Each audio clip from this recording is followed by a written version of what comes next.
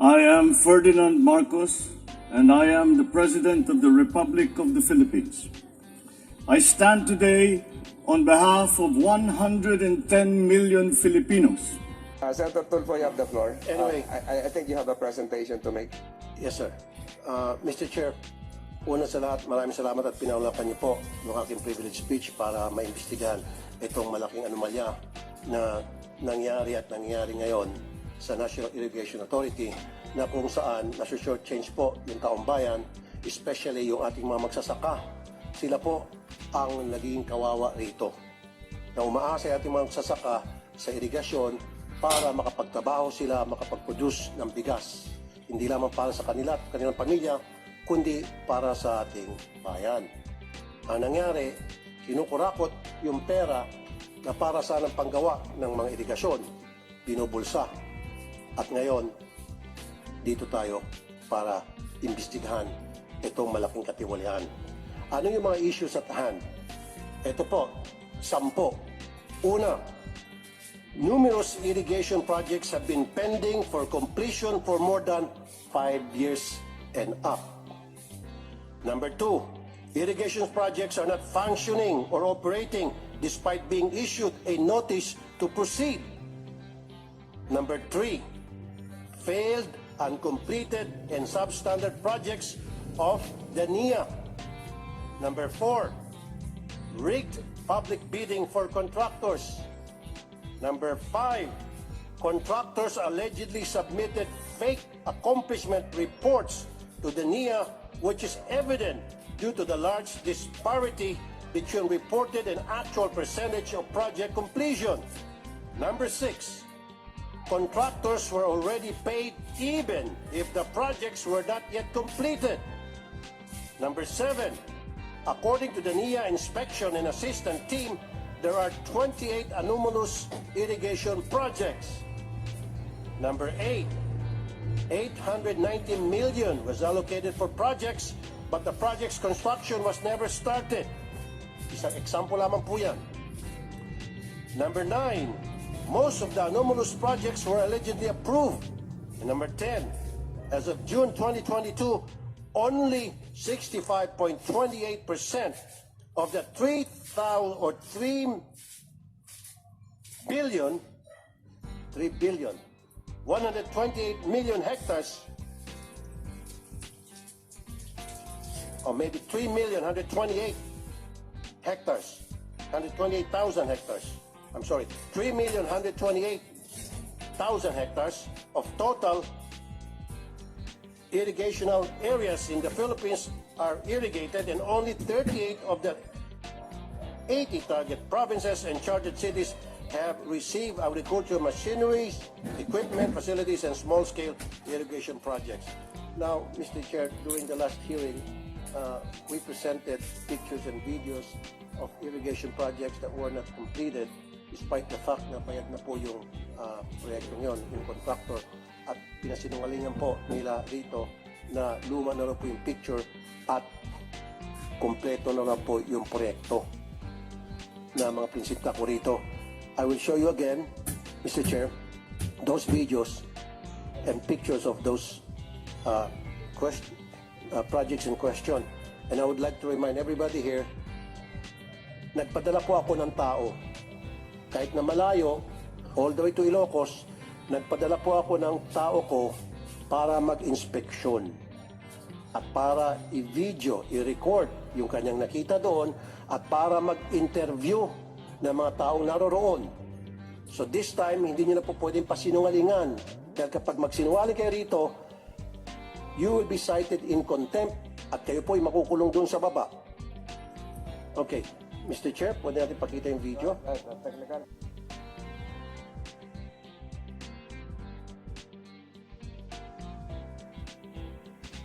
Magsasaka sa amin dito, siguro po more than 25 years na wala na, hindi na siya gumagana.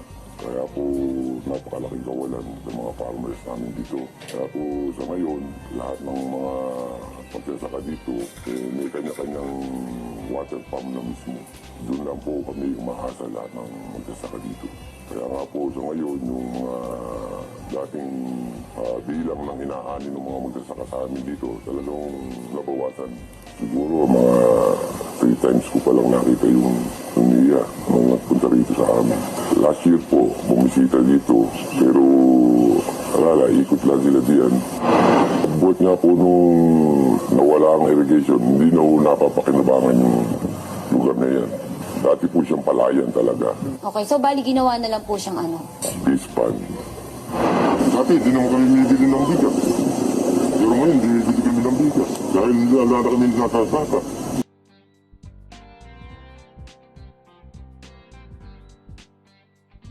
Sa baryo ng Binagbag, nakamulatan ko noong 1970 na puro pagsasaka nga dito.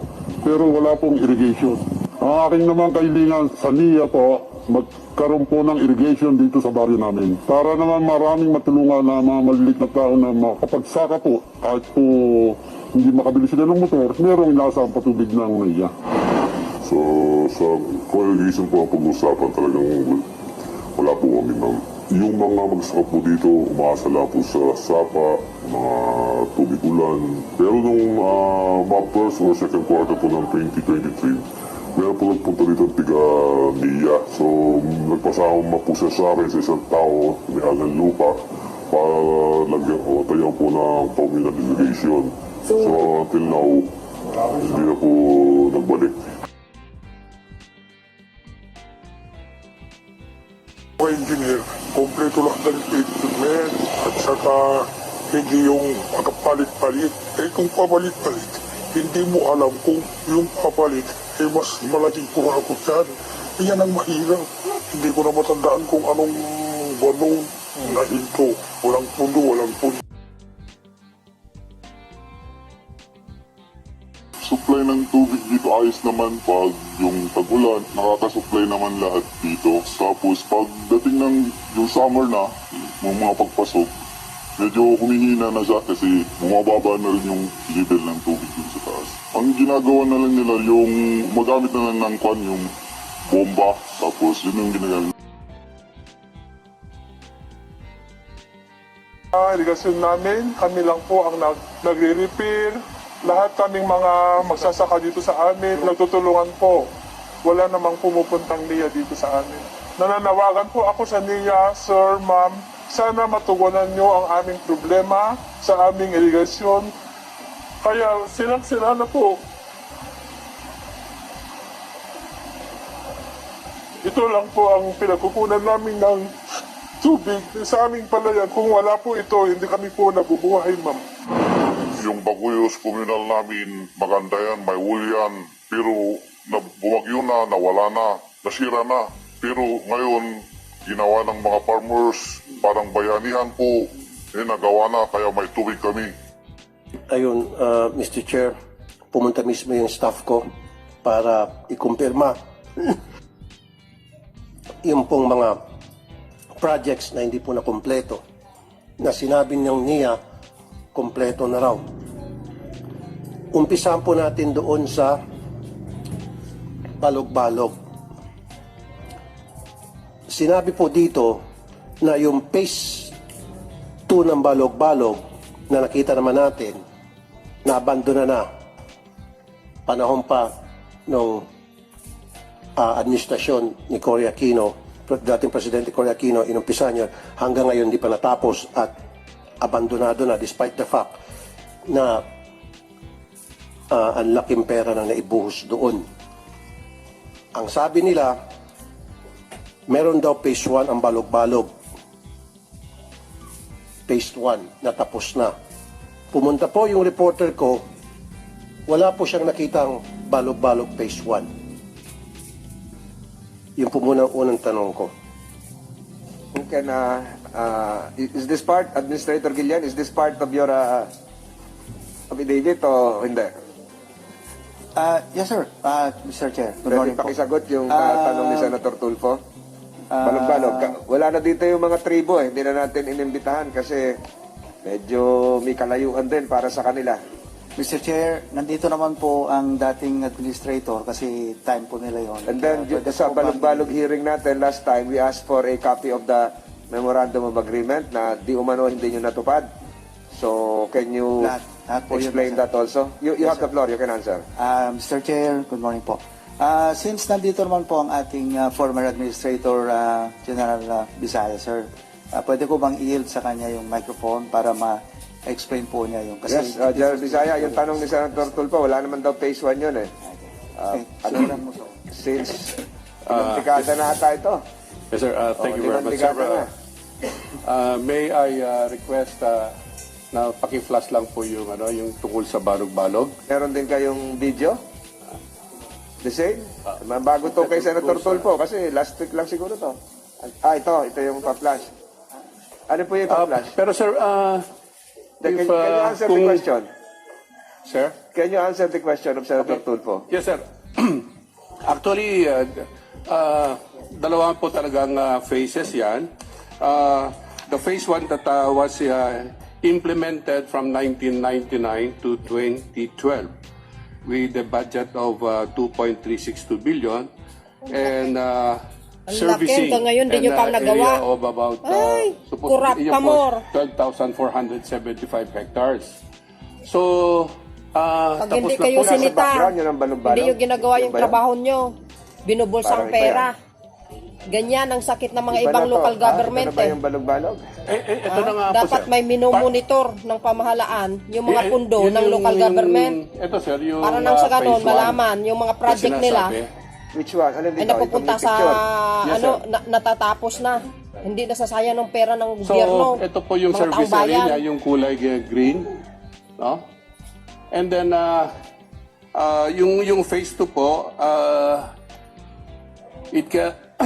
ginawa po ito noong 2013 because during that time na etong phase 1 cannot really service yung 12,475 hectares dahil po pagka tag-init, nauubusan po ng hindi niya ma-service ang lahat.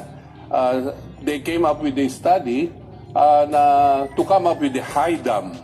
Ito na nga po yung phase 2. So, supposed to be it started nung 2013 pero marami po kasing mga umayaw dito ng babatikos dahil ang gusto po nila series of dams. But then experts said that pinakamaganda at pinaka-beneficial sa lahat po ay yung high dam.